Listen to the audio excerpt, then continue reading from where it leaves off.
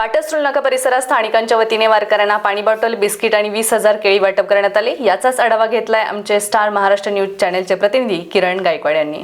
जगद्गुरु संत तुकाराम महाराज आज पालखीवरून पाटसकडे प्रस्थान झालेलं आहे।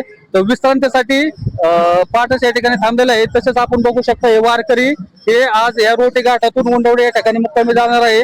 तसेच आपल्याला हे जे स्थानिक जे दिसतात स्थानिकांनी आज या ठिकाणी बिस्लरी, केळी असं सर्व आहे ना नाश्ता दिलेला आहे। तरी आपण त्यांच्याकडून जाणून घेऊया। मला सांगा आपल्याला काय आनंद होतो? काय आनंद होतो? चांगलं वाटतं। त्याचबरोबर आपण आहे ना ही सेवा केले 3 वर्ष चालू ठेवलेले, 5 वर्ष चालू ठेवलेले, आपल्याला काय वाटतंय? आम्ही दरवर्षी वारकऱ्यांची सेवा करत असतो। हे 5वं वर्ष आहे आमचं। आम्ही वारीचं कधी सेवा चुकवत नाही।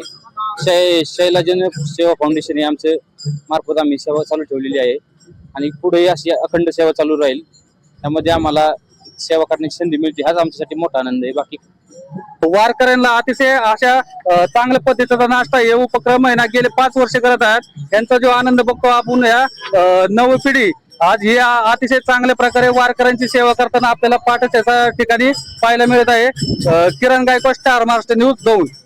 नवनवीन घडामोडी पाहण्यासाठी स्टार महाराष्ट्र न्यूजला सबस्क्राईब करा आणि ताज्या बातम्यांचे अपडेट मिळवण्यासाठी बेल आयकॉनला प्रेस करा आणि परिपूर्ण बातमी बरोबर रहा, इतरांपेक्षा एक पाऊल पुढे।